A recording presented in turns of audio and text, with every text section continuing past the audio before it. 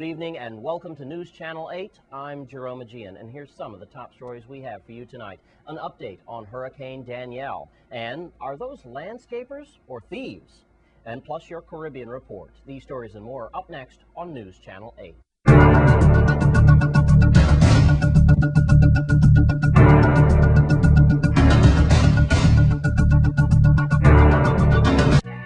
News Channel 8 is sponsored by AT&T.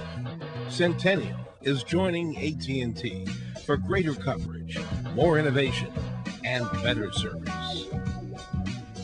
In our top story tonight, all eyes are on Hurricane Danielle. Yes, Hurricane Danielle increased dramatically over the night last night. It was a tropical storm yesterday, located at 15.3 north and 39 west. It's now located at exactly the same parallel of 15.3 north and 44 west. So it's moved very little. It is carrying with it about a speed of 20 miles per hour, and it's not expected in any way to make landfall. It's expected to turn up into the Atlantic and keep moving until it dissipates. However, it is expected to become a severe and very serious storm in the mid-Atlantic. They have recorded wind speeds up to 100 miles per hour, and some gusts are as heavy as 110 miles per hour. That puts it at a Category 2 hurricane. Surges of 6 to 8 feet are expected with a hurricane of this size, and there are expected to be moderate amounts of damage if it makes landfall. Again, at this time, it's not a threat to anywhere in the Caribbean. In fact, anywhere at all. It's expected to stay right inside the Atlantic and dissipate out there, although it is expected to gear up a little bit more and become a serious hurricane storm. And in other news tonight, we're looking at the crime reports. Here's News Channel 8's Lee Carl in St. Thomas with what's happening in the police department. St. Thomas Traffic Investigation Bureau officers arrested Akeem Letsom, 21, charging him with vehicular homicide and negligent driving. Additionally, he received a traffic citation for operating a vehicle without wearing a seatbelt. Now, the police say what happened was Letsom was arrested Thursday in connection with a two-car accident that claimed the life of Jamoy Francis on Saturday, December 5th, 2009. Now, that incident occurred on the Milo Francis Drive, better known as Smith Bay, just east Sugar Bay Resort. Bail for Letsom set at $10,000, remanded to the Bureau of Corrections, pending further court action. But a preliminary investigation indicated the 2007 Honda Element, driven by 18-year-old minor, was traveling westward when it hit head-on with a 1990 Honda Civic driven by Letsom was attempting to overtake a car in front of him. The two vehicles approached a small hill. He collided to the Honda Element. Letsom and two passengers were extricated from the vehicle. The first responders transported to the Snyder Regional Hospital. Jamoy Francis was in a front seat passenger of the Honda Civic, but he died of his injuries at the hospital. Letsom sustained major injuries and remained in the intensive care unit. The third passenger, a 21-year-old male who was in the back seat, sustained minor injuries. And finally, the driver of the Honda Element sustained minor injuries, was treated and released from the hospital. No injuries or damages were sustained by the passengers in the vehicle Letsom was overtaken.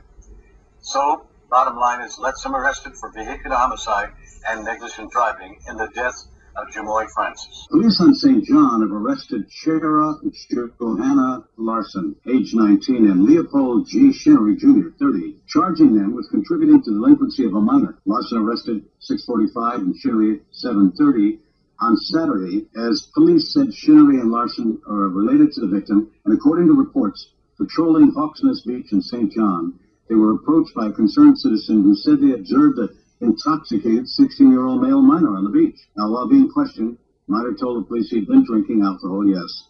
Further investigation, police discovered Shinnery brought the alcohol to the beach party and Larson served it to a minor. Minor was transported to the Myra Keating Smith Community Health Center for treatment and later released. Bail for Shinnery and Larson set at $500 each, and were both released for posting bail. In St. Thomas, Lee Carl, for News Channel. Thanks, Lee Carl, for his police report, and also what's happening in the crime blotter with Wes Small. Wes? Thanks a lot, Jerome. Wow, this report is still a little exhausted from yesterday and the Jeffrey Brown ordeal, and I want to thank the Burke family for giving me their points of view, and also our condolences for the McIntosh family.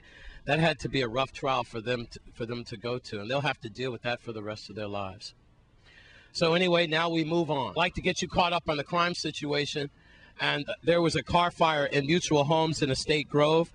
Yesterday morning, a man awoke to find his car burning around 3 o'clock in the morning. That car was engulfed in flames. We have inmates smuggling controlled substances on both islands.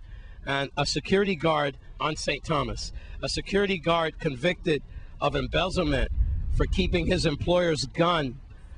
He tried to smuggle cocaine in jail over the weekend. He's 24-year-old Nathaniel Samaya, and he resides in Berg's home.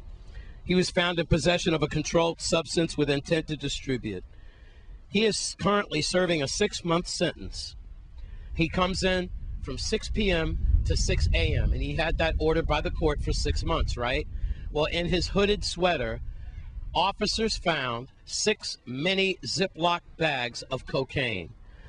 $10,000 bail, so now he'll have to deal with that. And on St. Croix, 2 inmates have been accused of having marijuana in the prison. Curtis Brewster, you see his picture here. He's 50 years old. Randy Burke, he is 31 years old. Apparently a tussle ensued involving a correction officer, but according to Bureau of Corrections Director Wilson, he says that his COs are okay, but they did get charged with controlled substance with an intent to distribute, those 2 inmates. Finally, there's this. Remember I told you about the rash of burglaries that's going on, and how the Italian couple and their family had got robbed. And further investigation, we now understand that those kids that were used in that crime could have been as young as 9 or 10 years old. Folks, I want you to be careful of mom and pop operators.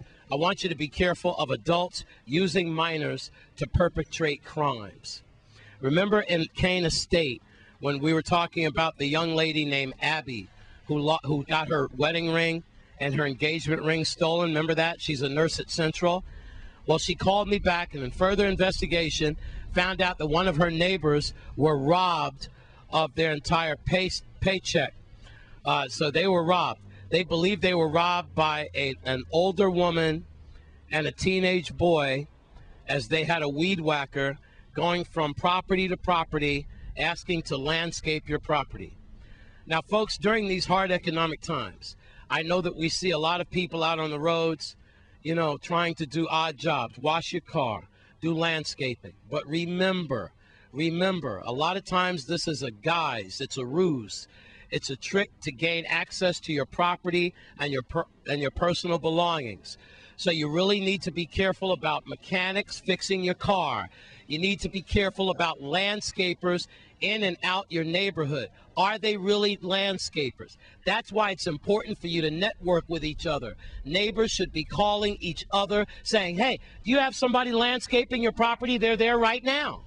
No, I don't. Bam, you need to call 911.